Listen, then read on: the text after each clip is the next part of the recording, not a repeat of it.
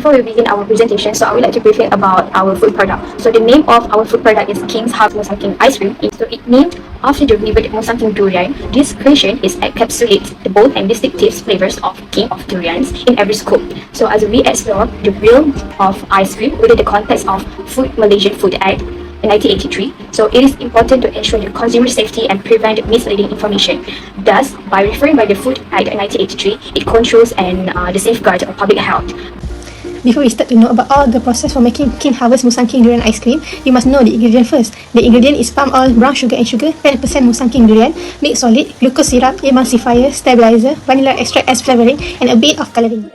That purposely add to food during production and processing to form specific technological functions. These functions can enhance the color, flavor, texture, and the shelf life of food product. The food additives will undergo safety assessment before being approved for use in food product. This also plays an important role in modern food production and is contributing to the safety and quality of food. Generally, there is 4 food additives that was commonly used nowadays, but in our food products, we only use 2 of it, which is stabilizer and emulsifier. These 2 additives shows the different functions. The stabilizers are added to prevent the formation of ice crystal that can give gritty and icy texture on ice cream. This also helps in producing a smooth texture and improve its mouthfeel. Types of stabilizers that we are using in our products are stabilizer 412, stabilizer 410, and stabilizer 407. Stabilizer 412, also known as guar gum, it is a food additive with powdery texture. It is white to yellowish in color, and it is extract from guar beans that contain thickening and stabilizing properties, which is very useful in food industry. Next, it's commonly used in ice cream formation because of the solubility and ability to absorb water to form a gel and fine products. These stabilizers are quite economical as it has almost 8 times the water thickening ability of other thickening and stabilizing agents such as cornstarch. Hence, only a small quantity is required to produce the best result. Emulsifiers are added to help mix ingredients that would normally separate, such as fat and water, together to form a homogeneous mixture, resulting in a smooth texture of ice cream. The emulsifier that we use in our product is emulsifier 471. It is also known as permeated emulsifier and stabilizer. It's made up of monoglyceride and diglyceride of fatty acid. These are molecules that have both hydrophilic and lipophilic parts, which allows them to interact with both water and oil, facilitating the formation and stability of emulsions. Next, I'm going to take you through the fascinating journey of creating our delectable ice cream. Let's dive into the meticulous process that goes into crafting every scoop of our beloved treat. First and foremost, we ensure the quality of our ice cream starts with the finest ingredient. We meticulously source raw materials from approved and reliable suppliers, inspecting them to guarantee their integrity. Once the raw materials including palm oil, Musang King, durian flesh, dairy products, sugars, and flavoring metals are gathered, we meticulously combine them and heat the mixture to prepare the ice cream mix. The mixture then undergoes pasteurization to reduce the number of microorganisms, followed by homogenization to evenly distribute fat globules, resulting in a smoother ice cream. The semi-solid is then carefully packaged into cartons or drums for the hardening process, shaping it into a specific form and extending its shelf life. Following packaging, the prepackaged semi-solid ice cream is transferred to a hardening room at approximately -34 degrees Celsius, maintaining the ice cream core temperature at around -18 degrees Celsius. Once hardened, it is stored at -80 degrees Celsius or lower to maintain its quality during storage and transportation. Our Musang King ice cream is elegantly encased in pin-sized cylindrical paper board containers. These containers are not just a vessel, they are a visual and tactile experience for our consumers. The cylindrical shape is not only practical for serving, but also adds a touch of sophistication to the overall presentation. The main body of our packaging is crafted from sturdy, sustainable paperboard. This material provides more than just structural integrity. It offers a canvas for our brand identity. It allows us to showcase vibrant graphics telling the story of Musang King Durian and presenting essential product information. The sustainability factor resonates with the eco-conscious preferences of our consumers. Our lids are made from recyclable plastic. This decision aligns with our commitment to environmental responsibility. Beyond being environmentally friendly, the lids serve a crucial role in maintaining the freshness and safety of our ice cream. The tempered evidence still assure our consumers that they are receiving our premium Musang King ice cream in its original unaltered condition. Next, I am here to share the key aspect of our Musang King ice cream packaging. Our paperboard container guarantees protection. It insulates maintaining optimal temperature and preventing preservation for a consistently creamy texture. Convenience is at the forefront. The cylindrical shape ensures it is coping, and the tempered evidence leads secure product integrity, offering hassle-free enjoyment. We prioritize transparency. Detailed product information is prominently displayed, empowering consumers to make informed choices. Our packaging isn't just functional, it's a brand experience. Vibrant graphic transport consumers to the indulgence and luxury of Musang King Durian orchards. Our packaging is not ordinary, it is the signature. Musang King ice cream stands out, creating a premium and exclusive image on the shelf. Why Musang King? It is the unique blend of Musang Durian and an attractive design, catering to consumers seeking a distinctive, high-quality dessert experience. In a crowded market, we shine. Our vibrant design ensures Musang ice cream grabs attention, making it the go-to choice for impulse purchases.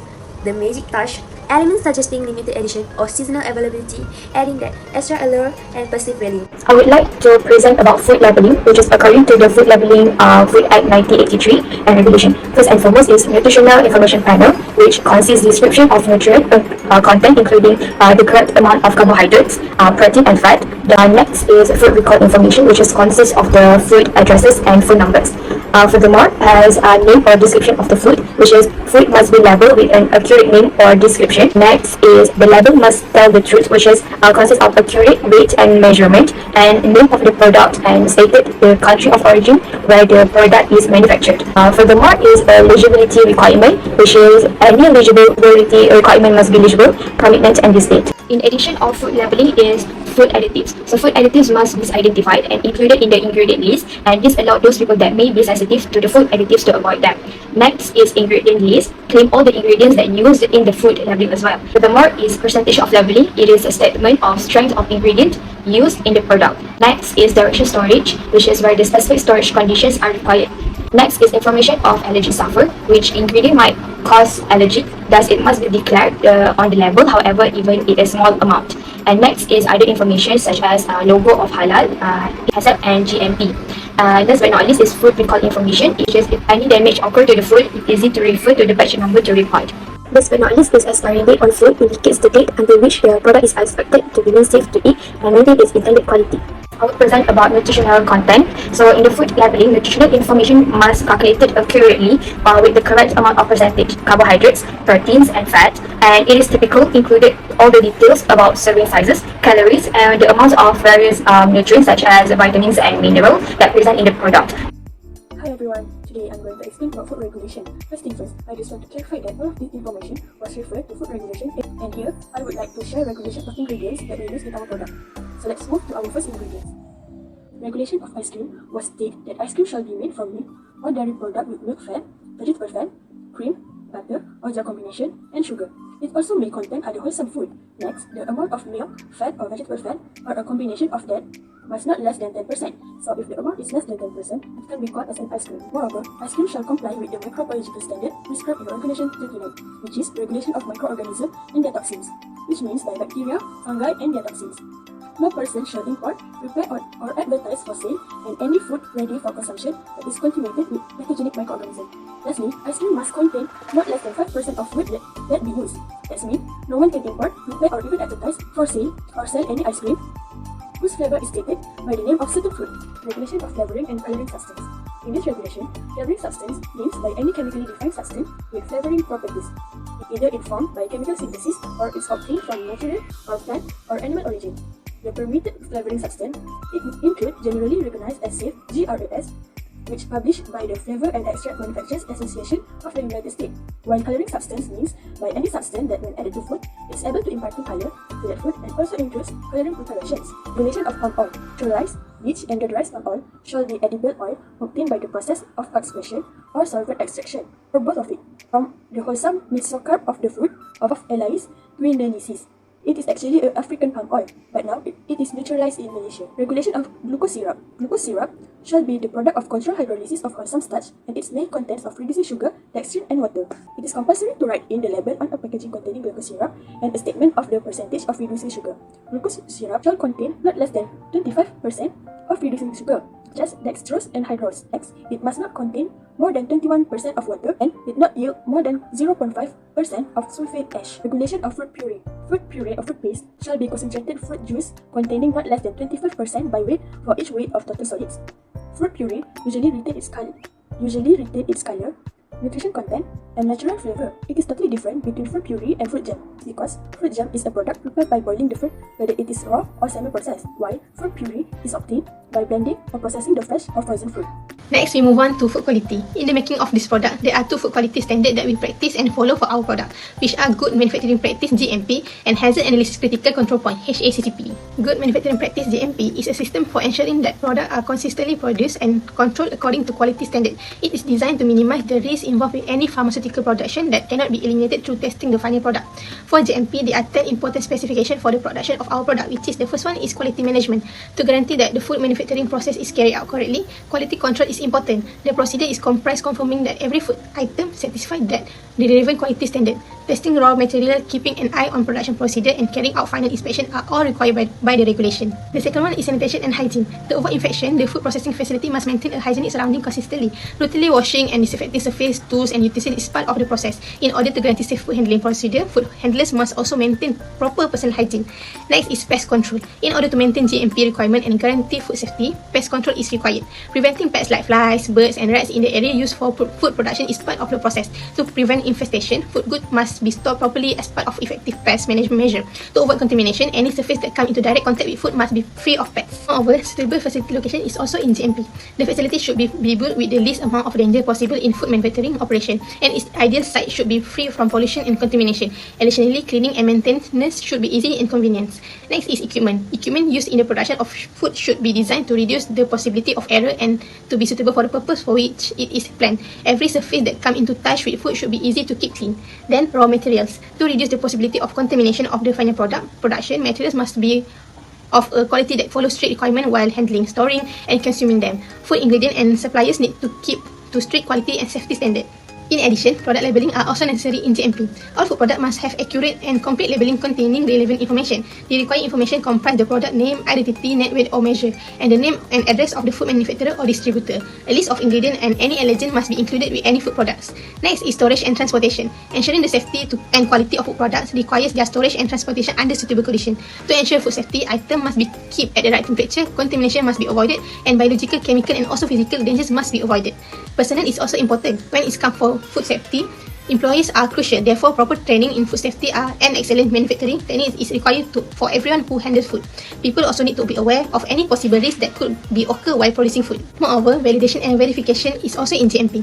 All food safety operations, including testing raw ingredient, monitoring production process, performing final inspection, and maintaining records of all food safety action must be traced, verified, and validated to guarantee that the finished product is safe for consumption. Next is documentation and record keeping. Food safety protocols must be properly documented. In the event of a problem, documentation permits quick corrective action and guarantees adherence to safety protocols. Lastly, inspection and auditing. Food manufacturing facilities are required by government agency to undergo routine inspection. This examination is in confirming that the establishment conform with all food safety law. Third parties frequently evaluate certification to confirm compliance as well. Next is Hazard Analysis and Critical Control Point, HACCP. HACCP is a systematic and science-based approach to ensuring food safety. The 7 HACCP principles provide a structured framework for identifying and controlling potential hazard in the food production process. First one is conduct hazard analysis. The first principle involves conducting a true analysis of potential biological, chemical, and physical hazard in the entire food production process. This step is essential for identifying points where hazard may occur, assessing their severity, and determining likelihood of their occurrences. The second one is determine critical control point, CCPS. Critical control point are specific points in the production process where control measure can be applied to prevent, eliminate, or reduce the identified hazard to acceptable level.